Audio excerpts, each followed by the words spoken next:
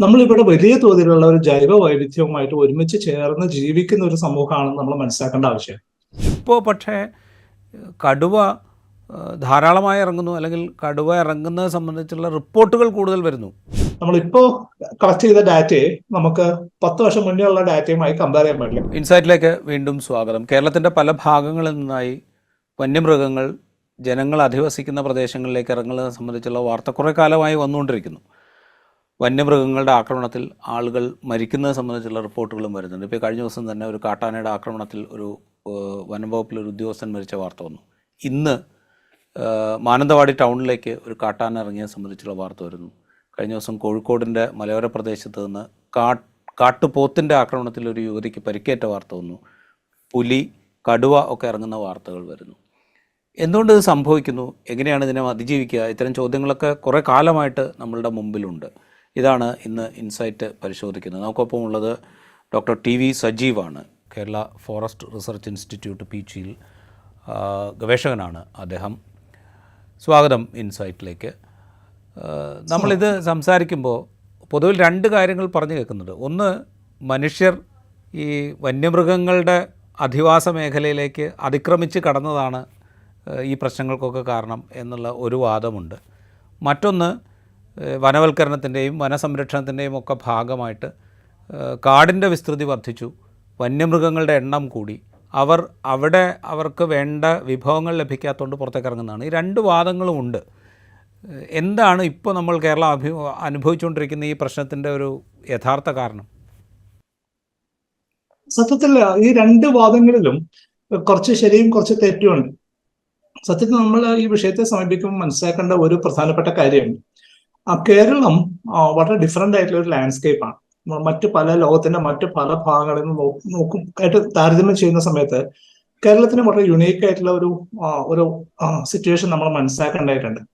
അതിലൊന്ന്, യൂറോപ്പോ അമേരിക്കയോ പോലുള്ള രാജ്യങ്ങളൊക്കെ ആയിട്ട് കമ്പയർ ചെയ്യുമ്പോൾ നമ്മൾ മനസ്സിലാക്കേണ്ട കാര്യം, നമ്മളിവിടെ വലിയ തോതിലുള്ള ഒരു ജൈവ വൈവിധ്യവുമായിട്ട് ഒരുമിച്ച് ചേർന്ന് ജീവിക്കുന്ന ഒരു സമൂഹമാണെന്ന് നമ്മൾ മനസ്സിലാക്കേണ്ട ആവശ്യം. നമ്മൾ പലപ്പോഴും വളരെ പെർഫെക്റ്റ് ആയിട്ടുള്ള സിനാറിയോസ് നമ്മൾ മറ്റു പല രാജ്യങ്ങളിൽ നിന്ന് കേൾക്കും. പക്ഷെ അതിൻ്റെയൊക്കെ പുറകിലേക്ക് പോയാൽ, അതിന്റെ ചരിത്രത്തിലേക്ക് പോയാൽ, അവിടെയുള്ള ധാരാളം ജീവജാലങ്ങളെ ഉന്മൂലനം ചെയ്തതിന് ശേഷമാണ് അവിടുത്തെ സംസ്കൃതി, മനുഷ്യന്റെ സംസ്കാരം ഇപ്പോൾ അവിടെ നിലനിൽക്കുന്നത്. മറ്റു പല രാജ്യങ്ങളിൽ പോയാൽ അവിടെ ഉണ്ടായിരുന്ന പല ജീവജാലങ്ങളും ഇപ്പൊ ഇല്ല. അത് പൂർണ്ണമായിട്ടും അവരതിനെ കൊന്നൊടുക്കിയതിന് ശേഷമാണ് അതിന്റെ മുകളിൽ മനുഷ്യന്റെ വലിയൊരു അധീശത്വം സ്ഥാപിച്ചത്.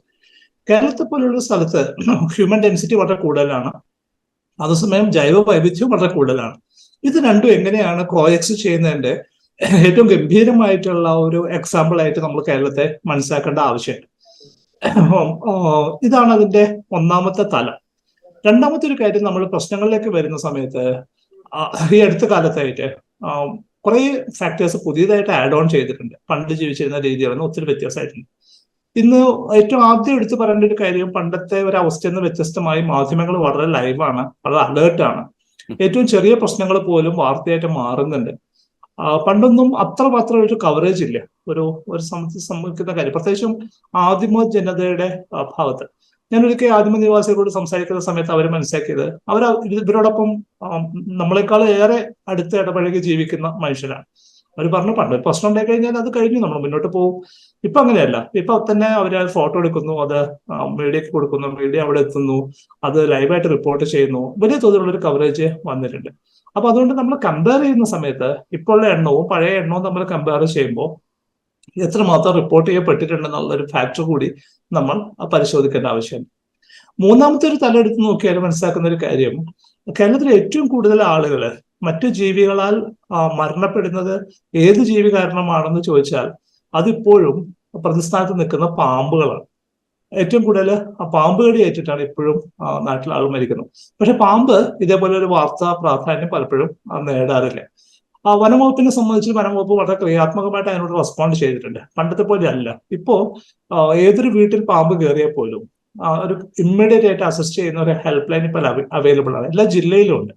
സ്നേക്ക് കാച്ചേഴ്സ് എല്ലാ ജില്ലയിലും അവൈലബിൾ ആണ്. അവർക്ക് കൃത്യമായിട്ടുള്ള ശാസ്ത്രീയമായിട്ടുള്ള ട്രെയിനിങ് കൊടുത്തിട്ടുണ്ട്. പണ്ട് നമുക്ക് ആകെ ചെയ്യാൻ പറ്റുന്നത് നമുക്കത് തല്ലിക്കൊല്ലുക എന്നുള്ളത് മാത്രമാണ്. ഇന്ന് അങ്ങനെയല്ല. ഇന്ന് നമുക്ക് ഒരു ഫോണിൽ വിളിച്ചു കഴിഞ്ഞാൽ അവരെത്തുകയും അവരെ ഏറ്റവും ശാസ്ത്രീയമായി തന്നെ അതിനെ അവിടുന്ന് കൊണ്ടുപോവുകയും മനുഷ്യനും അതേപോലെ ആ ജീവിക്കും പരിക്കുകളൊന്നും ഇല്ലാതെ സോൾവ് ചെയ്യാൻ പറ്റുന്ന വഴികൾ കണ്ടെത്തിയിട്ടുണ്ട്. അപ്പൊ നമ്മൾ മുന്നോട്ട് പോവുക.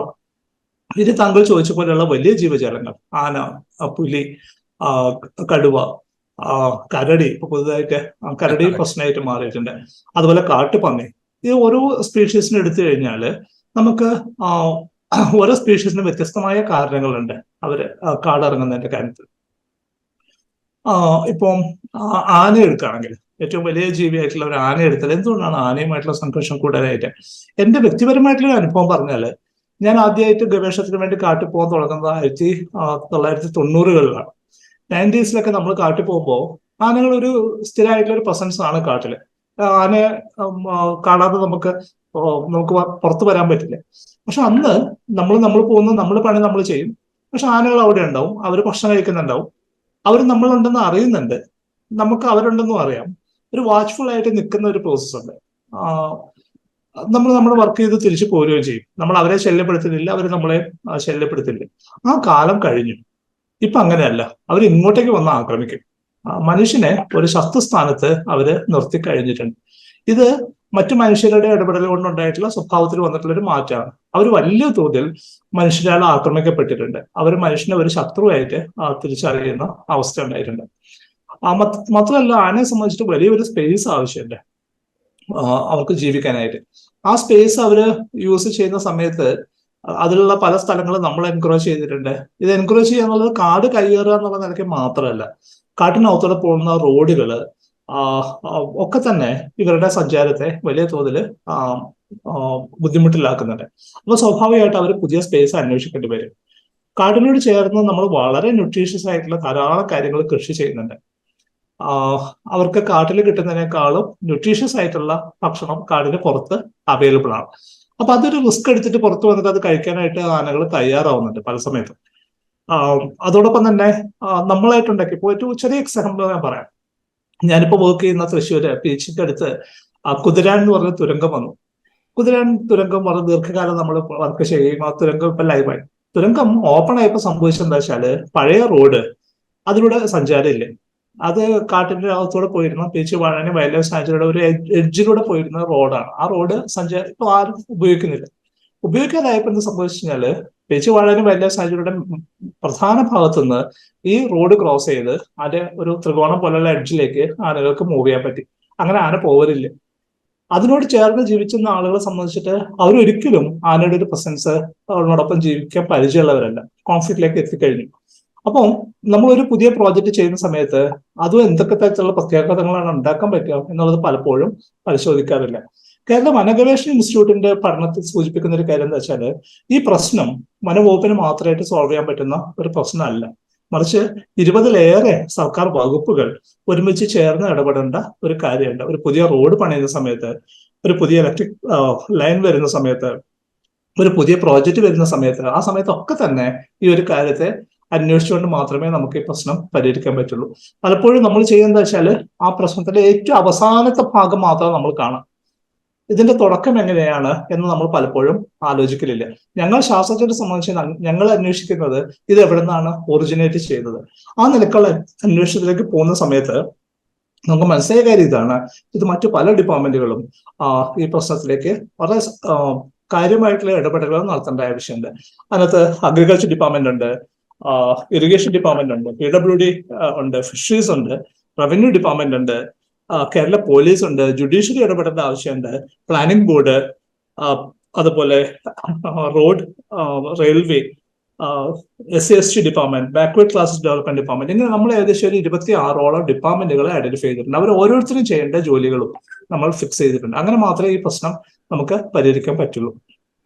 ഞാൻ ഈ ചോദ്യത്തിൻ്റെ ഒരു രണ്ടാമത്തെ ഭാഗത്തിൽ പറഞ്ഞൊരു കാര്യം, അതായത് പൊതുവിൽ ഒരു കൗണ്ടർ നറേറ്റീവായിട്ടോ അല്ലെങ്കിൽ വേറൊരു വീക്ഷണമായിട്ടോ അവതരിപ്പിക്കപ്പെടുന്നത് ഈ വനസംരക്ഷണം എന്ന കൺസെപ്റ്റ് വലിയ തോതിൽ അംഗീകരിക്കപ്പെട്ടു, അല്ലെങ്കിൽ അതിനു വേണ്ടിയിട്ട് ശ്രമങ്ങളുണ്ടായി, അതിൻ്റെ ഭാഗമായിട്ട് നിയമങ്ങളുണ്ടായി, അപ്പോൾ അതിൻ്റെ ചട്ടങ്ങൾ വളരെ കർശനമായി നടപ്പാക്കപ്പെട്ടു, അതിൻ്റെ ഭാഗമായിട്ട് കേരളത്തിൻ്റെ വനവിസ്തൃതിയിൽ വർധനയുണ്ടായി. അതുകൊണ്ട് തന്നെ കേരളത്തിലെ വന്യജീവി സമ്പത്ത് വലിയ തോതിൽ വർദ്ധിച്ചു. അപ്പോൾ ഈ പറയുന്ന ആളുകൾക്ക് വന്യജീവി സമ്പത്ത് വർദ്ധിപ്പിച്ചപ്പോൾ കടുവയുടെ കാര്യം എടുത്താൽ പറയുന്നൊരു കാര്യം, ഇപ്പോൾ വയനാട്ടിൽ പലതവണ കടുവയുടെ പ്രസൻസ് വന്നപ്പോൾ കേട്ടൊരു കാര്യം, കടുവയുടെ എണ്ണം വർദ്ധിച്ചു, അവർക്ക് അവരുടെ ടെറിട്ടറി മെയിൻറ്റെയിൻ ചെയ്യാൻ പറ്റാത്ത വിധത്തിൽ എണ്ണം വർദ്ധിച്ചു, അപ്പോൾ അതുകൊണ്ട് അവർ പുറത്തേക്ക് വരുന്നു എന്നൊക്കെയുള്ള വാദങ്ങളുണ്ട്. അത് എത്രത്തോളം വസ്തുതാപരമാണ്? അതിന് നമ്മൾ ടെക്നിക്കലി പറയുന്ന പേര് സെക്കൻഡ് ജനറേഷൻ പ്രോബ്ലം എന്നാണ്. സെക്കൻഡ് ജനറേഷൻ പ്രോബ്ലം എന്ന് പറഞ്ഞാൽ നമ്മൾ ഒരു കാര്യം നന്നായി ചെയ്തു എന്നുള്ളത് കൊണ്ട് ഉണ്ടാകുന്ന പ്രശ്നത്തെയാണ് നമ്മൾ സെക്കൻഡ് ജനറേഷൻ പ്രോബ്ലം എന്ന് പറയുന്നത്. നമ്മളൊരു കാര്യം വൃത്തിയായി ചെയ്തു, അതുണ്ടാക്കുന്ന പ്രശ്നങ്ങൾ. നേരത്തെ സൂചിപ്പിച്ച പോലെ തന്നെ നമ്മൾ വളരെ കൃത്യമായി നിയമങ്ങൾ നടപ്പിലാക്കാൻ ശ്രമിച്ചു. വനത്തിനകത്ത് കയറുന്നവരെ, നായാട്ട് നടത്തുന്നവർക്ക് കൃത്യമായിട്ടുള്ള ആക്ഷൻ എടുക്കാൻ തുടങ്ങി, കേസ് ബുക്ക് ചെയ്യാൻ തുടങ്ങി. വീരപ്പനെ പോലുള്ള ആളുകളെ ഇല്ലാതായി. വലിയ തോതിലുള്ള പോച്ചിങ് ആ കാട്ടിൽ ഇല്ലാതാവുന്ന ഒരവസ്ഥയുണ്ട്. സ്വാഭാവികമായിട്ടും അത് ജീവികളുടെ എണ്ണത്തിൽ ഉള്ള വർധനവിലേക്ക് എത്തിച്ചേരുകയും ചെയ്യും. പക്ഷെ അതോടൊപ്പം നമ്മൾ മനസ്സിലാക്കേണ്ടത് കാടിന്റെ വിസ്തൃതിയെ കുറിച്ച് പറയുകയാണെങ്കിൽ കാടിന്റെ വിസ്തൃതി വർദ്ധിച്ചിട്ടില്ല, അത് സ്റ്റേബിളായിട്ട് തന്നെ നിൽക്കുകയാണ്. പക്ഷെ വർദ്ധിച്ചത് വേറൊരു തരത്തിൽ പറഞ്ഞാൽ ഈ ട്രീ കവർ വർദ്ധിച്ചിട്ടുണ്ട്. അതായത് വനം എന്നുള്ള നിലയ്ക്ക് കൃത്യമായി അതിരെ അടയാളപ്പെടുത്തിയിട്ടുള്ള കാട് അതേപോലെ തന്നെ സ്റ്റാറ്റിക്കായി നിൽക്കുകയാണ്. പക്ഷെ അതിനോട് ചേർന്നുള്ള സ്ഥലങ്ങൾ പല സ്ഥലത്തും കാടിന്റെ അതേ സ്വഭാവത്തിലുള്ള സ്ഥലങ്ങളായിട്ട് പല സ്ഥലത്തും മാറുന്നുണ്ട്. എന്നാൽ ഇതിന് നേരെ ഇതിലുള്ള കാര്യം സംഭവിക്കുന്നുണ്ട്. ടൂറിസം വളരെ ആക്റ്റീവ് ആയിട്ടുള്ള മേഖലയിലുള്ള കാടിനോട് ചേർന്നിട്ട് വലിയ തോതിലുള്ള ഡാമേജിങ് ആയിട്ടുള്ള ആക്ടിവിറ്റീസും നടക്കുന്നുണ്ട്. പക്ഷെ ഇതിന് പുറത്തേക്ക് വരുന്നതിന് പല കാരണങ്ങളുണ്ട്. ഉദാഹരണത്തിന് കാട്ടുപന്നിയുടെ കേസ് എടുത്താൽ, കാട്ടുപന്നി ആ കാടിന് പുറത്തേക്ക് ഒത്തിരി ദൂരം സഞ്ചരിച്ചു കഴിഞ്ഞിട്ടുള്ള ഒരു ജീവിയാണ്. ഒരു ഉദാഹരണം പറയുകയാണെങ്കിൽ ആലപ്പുഴ ജില്ല, കേരളത്തിലെ കാടില്ലാത്ത ഒരു ജില്ലയാണ് ആലപ്പുഴ ജില്ല. പക്ഷെ ആലപ്പുഴ ജില്ലയിൽ പോലും കാട്ടുപന്നി എത്തിക്കഴിഞ്ഞു. ഇതെങ്ങനെയാണ് അവിടെ എത്തുന്നത്? ഇതിന് രണ്ട് കാരണങ്ങൾ പ്രധാനമായിട്ടുണ്ട്. ഒന്ന്, കാട്ടിനകത്ത് അവർ നേരിടുന്ന പല പ്രശ്നങ്ങളും അവർക്ക് നാട്ടിൽ നേരിടേണ്ടി വരുന്നില്ല. കാട്ടിൽ അവരുടെ കുഞ്ഞുങ്ങളെ പിടിച്ചു തിന്നുന്ന മറ്റു ജീവികളുണ്ട്, പ്രഡേറ്റേഴ്സ് അവിടെ അവൈലബിൾ ആണ്. നാട്ടിലേക്ക് വരുമ്പോൾ അതിൽ നിന്നൊക്കെ അവർക്ക് രക്ഷപ്പെടാൻ പറ്റും. മാത്രമല്ല, റബ്ബറിന് വില ഇടിഞ്ഞോടുകൂടി റബ്ബറിന്റെ താഴെയുള്ള അടിക്കാടുകൾ പലപ്പോഴും ആളുകൾ വെട്ടാതെ ഇടുന്നു. റബ്ബർ തോട്ടം തന്നെ അനാഥമായി കിടക്കുന്നു. അവിടെ വരുന്ന ചെടികളുടെ ഒരു മറവ് മതി കാട്ടുപന്നിയെ സംബന്ധിച്ചിട്ട് സർവൈവ് ചെയ്യാൻ വേണ്ടിയിട്ട്. അവർക്ക് അവിടെ സുഖമായിട്ട് ജീവിക്കാൻ പറ്റും.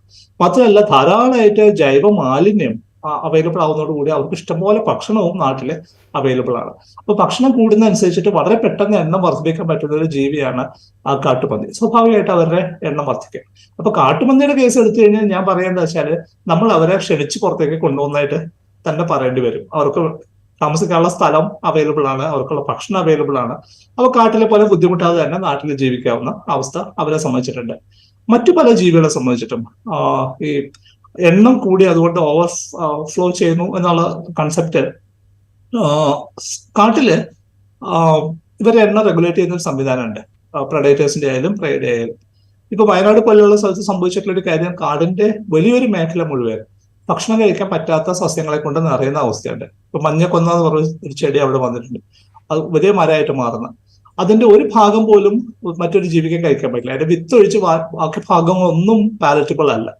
ഇപ്പൊ സസ്യബുക്കുകളെ സംബന്ധിച്ചിട്ട് ഇത് കഴിക്കാൻ പറ്റില്ല എന്ന് മാത്രമല്ല, അത് നിൽക്കുന്ന സ്ഥലത്ത് മറ്റൊരു ചെടി വരുവില്ല. പുല്ല് പോലും മുളയ്ക്കാത്ത അവസ്ഥയാണ്. അപ്പൊ സ്വാഭാവികമായിട്ടും സസ്യബുക്കുകൾക്ക് അവിടുന്ന് മാറേണ്ടി വരും. മാനുകളെ സംബന്ധിച്ചും പ്ലാവിനെ സംബന്ധിച്ചിട്ടും ഒക്കെ അവിടുന്ന് മാറേണ്ടി വരും. അവർ പുതിയ മേച്ചിൽപ്പുറങ്ങളെ തേടി പോകുന്നുണ്ടാവും. അവരങ്ങനെ മാറുന്ന സമയത്ത് സ്വാഭാവികമായിട്ടും മാംസബുക്കുകൾക്കും മാറേണ്ടി വരും. മാംസബുക്കുകൾ മാറുന്നത് പക്ഷെ ഇത്ര ലളിതമായ കാര്യമല്ല. താങ്കൾ നേരത്തെ പറഞ്ഞ പോലെ അവർക്കെല്ലാം അവരുടേതായിട്ടുള്ള ടെറിട്ടറി ഉണ്ട്. ഒരു ജീവി ആ സ്വന്തം ടെറിട്ടറി വിട്ട് പോകുന്ന സമയത്ത് മറ്റൊരു ജീവിയുടെ ടെറിട്ടറിയിലേക്കാണ് കയറുക. സ്വാഭാവികമായിട്ട് സംഘർഷം ഉണ്ടാവും, പരിക്ക് പറ്റാം. അങ്ങനെ പരിക്ക് പറ്റിയാൽ, കാര്യമായിട്ട് പരിക്ക് പറ്റി കഴിഞ്ഞാൽ അവർക്ക് പിന്നെ വേട്ടയാടി ഭക്ഷണം പിടിക്കുക എന്നുള്ളത് ബുദ്ധിമുട്ടാവും. അങ്ങനെ വരുമ്പോഴാണ് അവർ വളർത്തു മൃഗങ്ങളിലേക്ക് തിരിയുക, കെട്ടിയിട്ടിട്ടുള്ള മൃഗങ്ങളെ തിന്നാനായിട്ട് പോവാം. മനുഷ്യ സത്യത്തിൽ ഇവരുടെ ആരുടെയും ഒരു ഭക്ഷണമല്ല. മനുഷ്യന്റെ ചരിത്രത്തിൽ മരണപ്പെട്ട മനുഷ്യരുടെ ശരീരം മറവ് ചെയ്യുക എന്നുള്ളൊരു പ്രക്രിയ മനുഷ്യന്റെ സംസ്കാരത്തിൽ തുടങ്ങിയത് തന്നെ ഈ വന്യജീവികളിൽ നിന്ന് രക്ഷപ്പെടാൻ വേണ്ടിയിട്ടാണ്. കാരണം പുലിയോ കടുവയോ സിംഹം പോലെയുള്ള ജീവികളൊക്കെ തന്നെ ഒരു ഇരയെ പിടിച്ചാൽ അത് പെട്ടെന്ന് തന്നെ തിന്ന് തീർക്കലില്ല. അവര് കുറെ ദിവസം കൊണ്ടാണ് അത് കഴിച്ചു തീർക്കുക. ഓരോ ദിവസം കഴിയുമ്പോൾ ആ മാംസത്തിന് രുചി കൂടി വരികയാണ് ചെയ്യുക. അവർ കുറെ ദിവസം എടുത്തിട്ടാണ് അത് കഴിക്കുക. മനുഷ്യൻ ചെയ്തത് എന്താ വെച്ച് കഴിഞ്ഞാല്, ആര് മരിച്ചാലും അപ്പൊ തന്നെ എത്ര കഷ്ടപ്പെട്ടായാലും ആ മൃതദേഹം കണ്ടെടുക്കുകയും അത് മറവ് ചെയ്യുകയും ചെയ്യും, അല്ലെങ്കിൽ കത്തിച്ചു കളയും.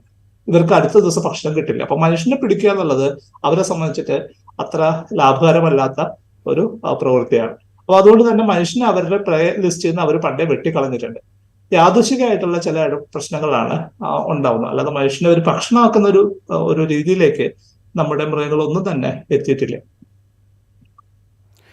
നമ്മളിത് പറയുമ്പോൾ ഇപ്പോൾ കേരളത്തിൻ്റെ ഒരു കാര്യം പരിശോധിച്ച് കഴിഞ്ഞാൽ ഇപ്പോൾ റീസെൻ്റായിട്ട് നമ്മൾ കാണുന്നത് ഇപ്പോൾ പുലി ഇറങ്ങുക എന്ന് പറയുന്നത് അപൂർവമായി മാത്രം നമ്മൾ കേട്ടുകൊണ്ടിരുന്ന ഒരു സംഗതിയായിരുന്നു.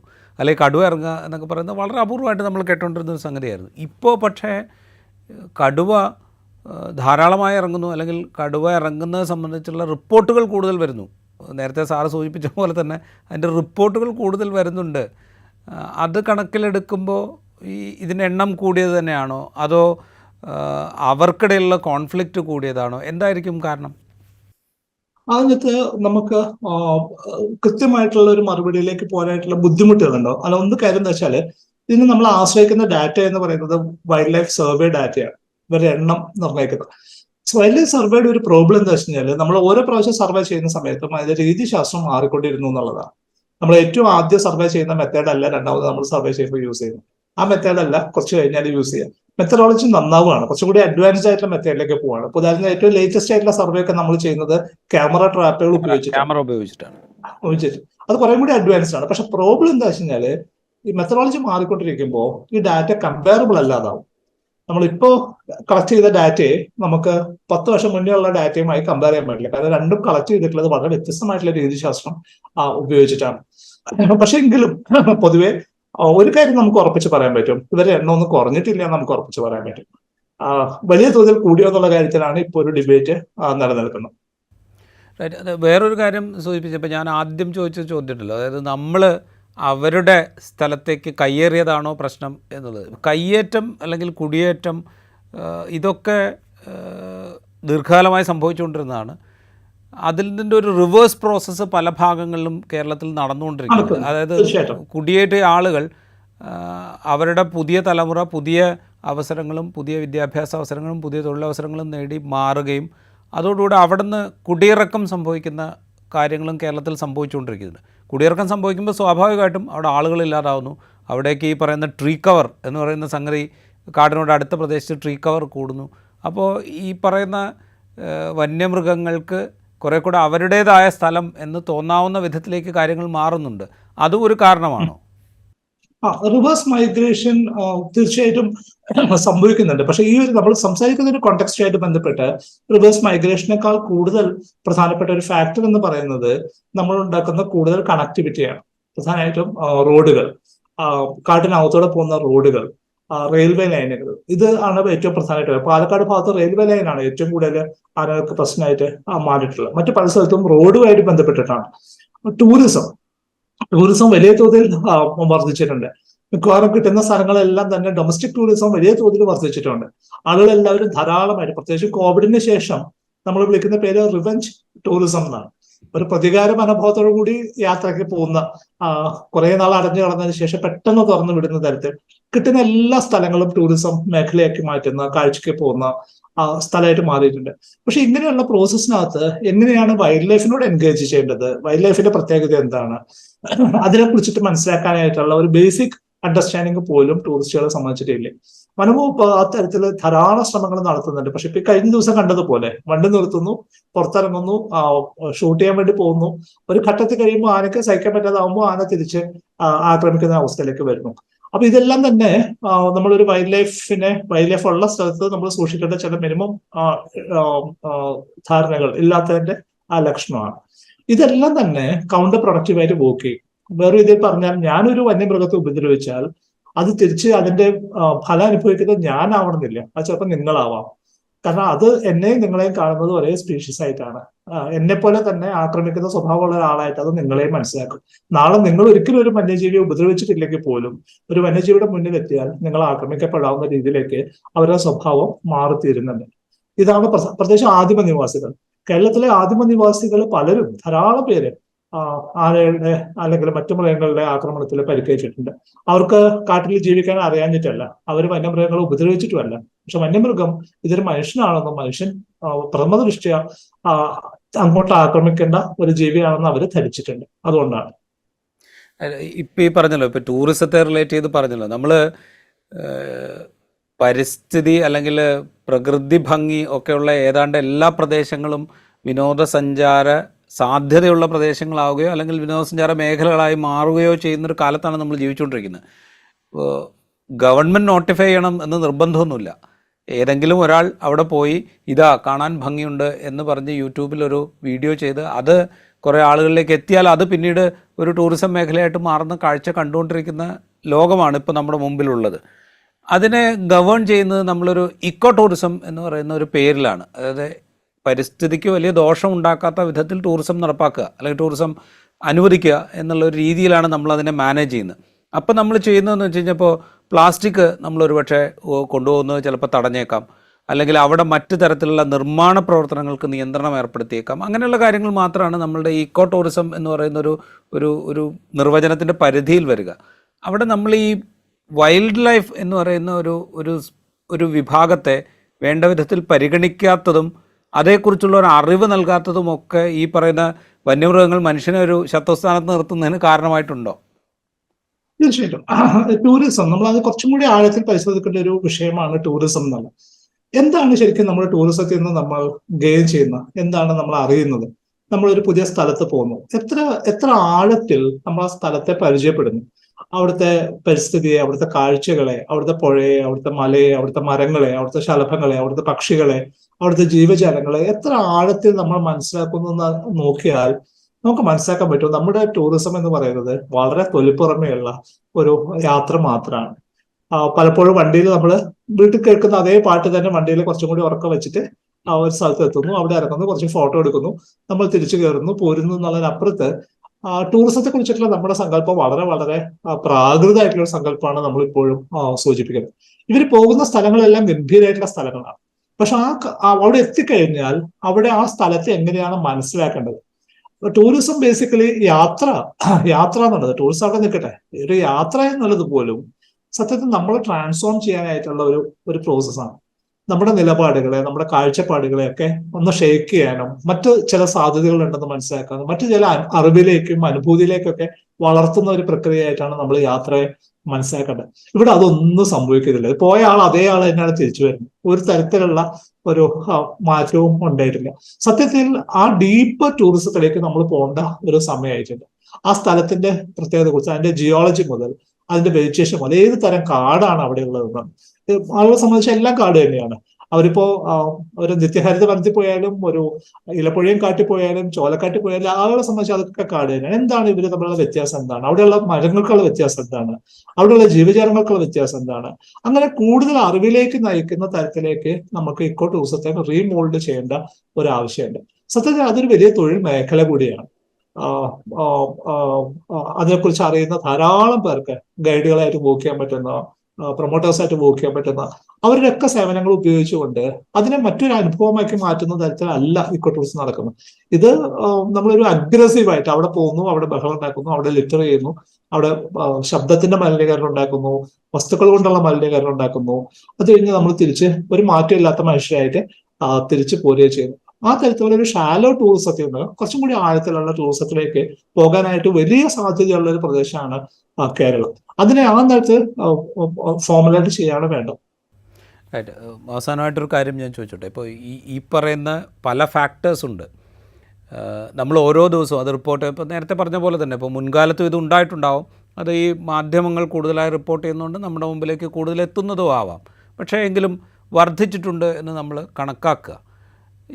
ഇപ്പോഴത്തെ ഒരു പരിസ്ഥിതി നമ്മൾ പരിശോധിച്ചാൽ അത് സാമൂഹ്യവും രാഷ്ട്രീയവും സാമ്പത്തികവും നമ്മളുടെ പരിസ്ഥിതി അറിവും ഒക്കെ കണക്കിലെടുത്തുകൊണ്ട് നമ്മൾ പരിശോധിച്ച് കഴിഞ്ഞാൽ ഈ പറയുന്നൊരു പ്രക്രിയ, അതായത് ഈ വന്യമൃഗങ്ങളും മനുഷ്യനും തമ്മിലുള്ള ഈ കോൺഫ്ലിക്റ്റ്, അത് കേരളത്തിൽ കൂടാനുള്ളൊരു സാധ്യതയല്ലേ നമ്മൾ കാണേണ്ടത്?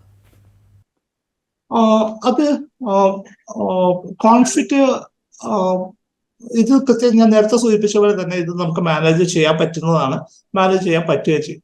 2-3 തരത്തിലുള്ള പ്രധാന ഇൻവോൾവ്മെന്റ് വേണം. ഒന്ന്, ഇത് മുഴുവൻ തന്നെ വനവകുപ്പിന്റെ പ്രശ്നമാണ് എന്നുള്ളൊരു ധാരണ തെറ്റാണ്. കാരണം എല്ലാ പ്രോജക്റ്റുകളും എല്ലാ ഇടപെടലുകളും ധാരാളം ഡിപ്പാർട്ട്മെന്റുകളുടെ ഓരോ ദൈനംദിന പ്രവർത്തനത്തിൽ ഇതുമായിട്ട് ബന്ധപ്പെട്ട ഒരു ബെയറിംഗ് ഉണ്ട്. അവരത് അഡ്രസ് ചെയ്യാനായിട്ട് തയ്യാറാവാന്നുള്ളതാണ്. രണ്ടാമത്, ജനങ്ങളെ സംബന്ധിച്ചിട്ട് ഇത് കാടിന്റെ മാത്രം പ്രശ്നമല്ല. ഇത് എങ്ങനെയാണ് ജൈവ വൈവിധ്യത്തോടൊപ്പം ജീവിക്കുക എന്നുള്ളത് അറിയുന്ന ഒരു ജനതയാണ് മലയാളികൾ. ഒരു ചെറിയ ഉദാഹരണം പറയാം. നമ്മൾ രാത്രി കിടന്നുറങ്ങുന്ന റൂമില് ഒരു പല്ലി ഉണ്ടെന്ന് വെക്ക്. മലയാളിയെ സംബന്ധിച്ചിട്ട് അതൊരു പ്രശ്നമല്ല, നമ്മൾ സുഖമായിട്ട് അവിടെ കിടന്ന് ഉറങ്ങും. ഇത് പക്ഷെ ഒരു സായിപ്പിനെ പറ്റൂല. സായിപ്പിനെ സംബന്ധിച്ച് സായിപ്പ് പേടിച്ചു പോകും. അവിടെ ഇറങ്ങിയപ്പോ ചിലപ്പോൾ ഇറങ്ങി ഓടിയെന്ന് വരും. നമ്മുടെ ജീവിതത്തില് നമ്മുടെ വീട്ടിനകത്തുള്ള ഉറുമ്പ് മുതല്, പാറ്റ മുതല്, പല്ലി മുതല്, ഈച്ച മുതല്, കൊതുക് മുതല്, ഈ പറയുന്ന ജീവജാലങ്ങളോടൊക്കെ തന്നെ നമ്മൾ എടുക്കുന്ന ഒരു നിലപാടുണ്ട്. നമ്മളും ജീവിക്കുന്നുണ്ട്, അവരും ജീവിക്കുന്നുണ്ട് എന്നുള്ള തരത്തിലുള്ള ഒരു പ്രക്രിയ. ഇതിനെ നമുക്ക് കുറച്ചും കൂടി വികസിപ്പിക്കാൻ പറ്റണം. അത് നമ്മുടെ ചുറ്റുപാട്, നമ്മുടെ വീടിനകം മാത്രമല്ല, വീടിന്റെ പുറത്തുള്ള ജീവികളുണ്ട്. അവിടെ മറ്റു പല പക്ഷികളുണ്ടാവും, ശലഭങ്ങളുണ്ടാവും, വണ്ടുകളുണ്ടാവും. അവരോടെടുക്കുന്ന നിലപാടുണ്ട്. ഇതിന്റെ ഒരു തുടർച്ചയായിട്ട് തന്നെ നമുക്ക് കാടിനെയും കാണാൻ പറ്റണം. അതല്ലാതെ അവിടുന്ന് തുടങ്ങേണ്ട ഒരു ആവശ്യമുണ്ട്. നമ്മുടെ വിദ്യാഭ്യാസം ആ നിലക്ക് റീസ്ട്രക്ചർ ചെയ്യേണ്ട ആവശ്യമുണ്ട്. ഈ ജീവികളെല്ലാം തന്നെ അതുമായിട്ട് എൻഗേജ് ചെയ്യുകയും അതിന്റെ സ്വഭാവത്തെ മനസ്സിലാക്കുകയും ഒക്കെ ചെയ്യുന്ന ഒരു പ്രക്രിയ വീട്ടിൽ നിന്ന് തന്നെ തുടങ്ങുകയും അത് പുറത്തേക്ക് വ്യാപിക്കുകയും ചെയ്യുന്ന തരത്തിൽ ഇതിനെ നമുക്ക് ഓൺ ചെയ്യാൻ പറ്റുന്നു. ഒരു അപരത്വം ഇല്ലാത്ത തരത്തിൽ അത് നമ്മുടെ ഭാഗമാണ്, നമ്മുടെ ഒരു നാടിന്റെ ഭാഗമാണ് എന്നുള്ളൊരു തിരിച്ചറിവിലേക്ക് പോകുന്ന ഒരു പ്രക്രിയയിലൂടെ തന്നെയാണ് നമുക്ക് ഈ പ്രശ്നം പരിഹരിക്കാൻ പറ്റുള്ളൂ എന്നാണ് എനിക്ക് തോന്നുന്നത്. ഒരു കാര്യം കൂടി, നമ്മളിപ്പോൾ ഇപ്പോൾ കാട്ടുപന്നിയുടെ കാര്യത്തിൽ പഞ്ചായത്തിൻ്റെ അനുമതിയോടുകൂടി വെടിവെക്കാനുള്ള അനുവാദം കൊടുത്തിട്ടുണ്ട്. അതായത് ഒരു പരിധിവരെ അത് പോച്ചിങ്ങിനുള്ളൊരു അനുവാദമായിട്ട് നമുക്ക് വേണമെങ്കിൽ കാണാവുന്നതാണ്. ഈ വന്യമൃഗങ്ങളുടെ എണ്ണം കൂടിയോ ഇല്ലയോ എന്നത് കണക്കാക്കി ഈ പോച്ചിങ് എന്നുള്ളത് കുറെ കൂടെ റിലാക്സ്ഡ് ആക്കുക എന്ന് പറയുന്നൊരു ആശയം കൂടെ പല കോണുകളിൽ നിന്ന് ഉയർന്നു വരുന്നുണ്ട്. അത് നല്ലൊരു ചോദ്യമാണ്. അത് ശരിക്കും പറഞ്ഞാൽ ആ ചോദ്യത്തിന്റെ ഉത്തരം പറഞ്ഞാല് ഒരുപക്ഷെ നമ്മുടെ ഒരു ടോക്കിന്റെ ഒരു മൊത്തം ഒരു ധാരണ അതിനകത്തുണ്ടാവും. എന്താണ് ശരിക്കും ഇപ്പൊ സംഭവിക്കുന്നത് എന്താ വെച്ച് കഴിഞ്ഞാല് പഞ്ചായത്തിന് അധികാരം കൊടുക്കുന്നു. ചില പഞ്ചായത്തുകളിൽ ലൈസൻസ് ഉള്ള തോക്കുള്ളവരുണ്ടാവും. ചില പഞ്ചായത്തുകൾക്ക് അങ്ങനെയുള്ള ആളുകളില്ല, അവർ കിട്ടാൻ ബുദ്ധിമുട്ടാണ്. ഇതിനെ വെടിവെച്ച് കൊല്ലുന്നു, മണ്ണിൽ കുഴിച്ചിടുന്നു. ഇത് സത്യത്തിൽ അഹങ്കാരമാണ്. കാരണം ലോകത്ത് ഒരു ജനത അങ്ങനെ ചെയ്യില്ല. കാരണം ഗംഭീരമായിട്ടുള്ള ഭക്ഷണമാണ് ഈ കുഴിച്ചിടുന്നത്. അത്ര പ്രോട്ടീൻ റിച്ച് ആയിട്ടുള്ള ഭക്ഷണം അങ്ങനെ നശിപ്പിക്കാനുള്ള നിയമത്തിന്റെ കുരുക്കൊണ്ട് മാത്രം സംഭവിക്കുന്ന ഒരു കാര്യമായിട്ടാണ് അത് വർക്ക് ചെയ്യുന്നത്. സത്യത്തിൽ വേണ്ടതെന്ന് വെച്ച് കഴിഞ്ഞാല് അതിന് കൃത്യമായിട്ടുള്ള ഒരു ചോദ്യത്തിന് നമുക്ക് കൃത്യമായിട്ടുള്ള ഉത്തരം വേണം. ചോദ്യം എന്താ വെച്ചാല് ഈ പന്നികളെല്ലാം കാട്ടുകളിൽ അതിന്റെ എണ്ണം വർദ്ധിക്കുകയും അത് അവിടുന്ന് പുറത്തേക്ക് സ്പിൽ ഓവർ ചെയ്യുകയാണോ ചെയ്തത്? അതൊരു സാധ്യതയാണ്. അതല്ലെങ്കിൽ കാട്ടിലുള്ള പന്നികളെല്ലാം തന്നെ പുറത്തേക്ക് മാറുകയാണോ ചെയ്തത്? ഇത് വളരെ പ്രധാനപ്പെട്ട ഒരു ചോദ്യമാണ്. അങ്ങനെ സ്പിൽ ഓവർ ചെയ്യുകയാണെങ്കിൽ നമുക്ക് ഉറപ്പായിട്ടും അതിനെ കള്ളിങ് എന്നാണ് നമ്മൾ പറയാം. അതിന്റെ എണ്ണം കുറയ്ക്കേണ്ടതായിട്ടുണ്ട്. പക്ഷെ ഇവർ മുഴുവൻ പുറത്തേക്ക് മാറുകയാണ് ചെയ്തെന്നുണ്ടെങ്കിൽ നമ്മൾ അതിനെ കള്ളിങ്ങിനെ വേറൊരു രീതിയിൽ അത് അഡ്ജസ്റ്റ് ചെയ്യേണ്ടി വരും. പക്ഷെ എങ്ങനെയായപ്പോലും നമുക്ക് അവരുടെ എണ്ണം കുറയ്ക്കേണ്ട ആവശ്യമുണ്ട്. എണ്ണം കുറയ്ക്കുമ്പോൾ എങ്ങനെ വേണം? അത് ഏറ്റവും കൃത്യമായിട്ട് അതിനൊരു സംവിധാനം ഉണ്ടാവണം. കൃത്യമായിട്ട് അതിന് ഉള്ള ആളുകളെ ചുമതലപ്പെടുത്താൻ പറ്റണം. ആ മാംസം ഏറ്റവും ഗംഭീരമായിട്ട് ഒരു പ്രീമിയം പ്രോഡക്റ്റ് ആയിട്ട് നമുക്ക് മാർക്കറ്റ് ചെയ്യാൻ പറ്റുകയും വേണം. ഇപ്പൊ ഉദാഹരണത്തിന് ഒരിക്കൽ ഞാൻ സജസ്റ്റ് ചെയ്യണ്ടേ, കൂത്താട്ടുകുളത്ത് MPI എന്ന് പറയുന്ന സ്ഥാപനം, മീറ്റ് പ്രൊഡക്ട്സ് ഓഫ് ഇന്ത്യ, ഒരുപക്ഷെ കേരളത്തിലെ ഏറ്റവും നന്നായി മീറ്റ് ഹാൻഡിൽ ചെയ്യുന്ന സർക്കാർ സംവിധാനമാണ്. അവരെ സംബന്ധിച്ചിട്ട് അവർക്കത് ഏറ്റവും കൃത്യമായൊരു പ്രീമിയം പ്രോഡക്റ്റ് ആയിട്ട് മാർക്കറ്റ് ചെയ്യാനായിട്ട് പറ്റുന്നുണ്ടാവും. വേറെ രീതിയിൽ പറഞ്ഞാൽ നമ്മൾ ഇപ്പൊ ചെയ്തുകൊണ്ടിരിക്കുന്ന കാര്യങ്ങളിൽ ഒത്തിരി മാറ്റങ്ങൾ ആവശ്യമുണ്ട്. വളരെ ഗുണകരമായിട്ടുള്ള ധാരാളം മാറ്റങ്ങൾ കൂടി കൊണ്ടുവന്നുകൊണ്ട് മാത്രമേ ഈ പ്രശ്നത്തെ നമുക്ക് ശാസ്ത്രീയമായിട്ട് അഡ്രസ് ചെയ്യാൻ പറ്റുന്നുണ്ടാവുള്ളൂ. റൈറ്റ്. അങ്ങനെ നോക്കുമ്പോൾ ഒരു ചെറിയ തോതിലെങ്കിലുമുള്ള പോച്ചിങ് കേരളത്തിൽ ആവശ്യമാകുന്നൊരു ഘട്ടം ഉണ്ടെന്നാണോ താങ്കൾ കരുതുന്നത്? പോച്ചിങ് എന്നല്ല, നമ്മൾ ഉപയോഗിക്കുന്ന വാക്ക് കള്ളിങ് എന്നാണ്. പോച്ചിങ് എന്ന് പറയുന്നത് നിങ്ങൾ അല്ലെങ്കിൽ ഞാൻ ആരും അറിയാതെ കാട്ടിൽ പോയി അല്ലെങ്കിൽ പോയിട്ട് ഒരു ജീവിയെ കൊല്ലുന്ന പ്രക്രിയക്കാണ് നമ്മൾ പോച്ചിങ് എന്ന് പറയും. കള്ളിങ് എന്ന് പറയുന്നത് നമ്മൾ ഒരു പ്രത്യേക സ്ഥലത്ത് ഒരു ലാൻഡ്സ്കേപ്പിൽ ചില ജീവികളുടെ എണ്ണം കൂടുന്ന സമയത്ത് ആ എണ്ണത്തെ കുറയ്ക്കാൻ വേണ്ടി ചെയ്യുന്ന ശാസ്ത്രീയമായിട്ടുള്ള ഇടപെടലിനെയാണ് നമ്മൾ കള്ളിങ് എന്ന് പറയുന്നത്. ആ കള്ളിങ് നമുക്ക് ചെയ്യേണ്ടി വരും. പല ജീവികളുടെ കാര്യത്തിൽ നമുക്കത് ചെയ്യേണ്ട ആവശ്യമുണ്ട്. ആ തരത്തിൽ ശാസ്ത്രീയമായി തന്നെ ഈ പ്രശ്നത്തെ നമുക്ക് അഡ്രസ് ചെയ്യേണ്ട ആവശ്യമുണ്ട്. അതായത് ഒരു ജൈവക്രമത്തിൽ എങ്ങനെയാണോ സ്വയം അത് സംഭവിക്കുന്നത്, അത് സംഭവിക്കാതിരിക്കുന്ന ഘട്ടത്തിൽ നമ്മൾ കൃത്രിമമായി അത് ആ പ്രദേശത്ത് ചെയ്യുന്നു എന്ന് മാത്രം. തീർച്ചയായിട്ടും അത് അവിടെ നിലനിൽക്കുന്ന ഒരു എക്കോളജിക്കൽ ബാലൻസിനെ ബ്രേക്ക് ചെയ്തുകൊണ്ട് ഏതെങ്കിലും ഒരു സ്പീഷീസിന്റെ എണ്ണം വർദ്ധിക്കുന്ന സമയത്താണ് നമ്മൾ കള്ളിങ് എന്ന് പറയുന്ന പ്രോസസ്സ് നമ്മൾ ചെയ്യുന്നുണ്ടാവും. ആ ലോകത്തെ ഏറ്റവും പ്രധാനപ്പെട്ട സ്ഥലങ്ങളിലെല്ലാം തന്നെ ആനിമൽസിന്റെ ക്യാരിങ് കപ്പാസിറ്റി എസ്റ്റിമേറ്റ് ചെയ്തിട്ടുണ്ട്. ഒരു ലാൻഡ്സ്കേപ്പിൽ ഒരു ജീവി എത്ര എണ്ണം ആവാം, അതിന്റെ എണ്ണം ഒരു പരിധിക്കപ്പുറം പോയി കഴിഞ്ഞാൽ ആ കള്ളിങ്ങിനുള്ള ലൈസൻസ് കൊടുക്കുന്നു, ആ സമയത്ത് കള്ളിങ് നടക്കുന്നു. അത് കൃത്യമായിട്ടൊരു സമയം പ്രിസ്ക്രൈബ് ചെയ്തിട്ടുണ്ടാവും, ഒരു സ്ഥലം പ്രിസ്ക്രൈബ് ചെയ്തിട്ടുണ്ടാവും. അത് വളരെ സയന്റിഫിക് ആയിട്ട് ചെയ്യുന്ന ഒരു കാര്യം കൂടിയാണ്. റൈറ്റ്. ചുരുക്കത്തിൽ നമ്മൾ കുറച്ചുകൂടെ ശാസ്ത്രീയമായി ഈ തീർച്ചയായും. വിഷയങ്ങളെ സമീപിക്കുകയും എന്താണ് സംഭവിച്ചുകൊണ്ടിരിക്കുന്നതെന്ന് യാഥാർത്ഥ്യബോധത്തോടു കൂടി മനസ്സിലാക്കുകയും ചെയ്യുകയും അതേ യാഥാർത്ഥ്യബോധത്തോടു കൂടി ചില തീരുമാനങ്ങൾ എടുക്കുകയും വേണം. എങ്കിൽ തീർച്ചയായും. മാത്രമാണ് നമുക്കിത് ശാസ്ത്രീയമായി ഇതിനെ നിയന്ത്രിക്കാനാവുക. തീർച്ചയായിട്ടും അത് തന്നെയാണ് അതിന്റെ മുന്നോട്ടുള്ള വഴി. റൈറ്റ്. വളരെയധികം നന്ദി ഞങ്ങളോട് ഇത്രയും വിശദമായി കാര്യങ്ങൾ സംസാരിച്ചതിന് doctor Sajeev. Thank you very much. ഇൻസൈറ്റിൻ്റെ എപ്പിസോഡ് ഇവിടെ പൂർത്തിയാവുന്നു. മറ്റൊരു എപ്പിസോഡുമായി വീണ്ടും കാണാം.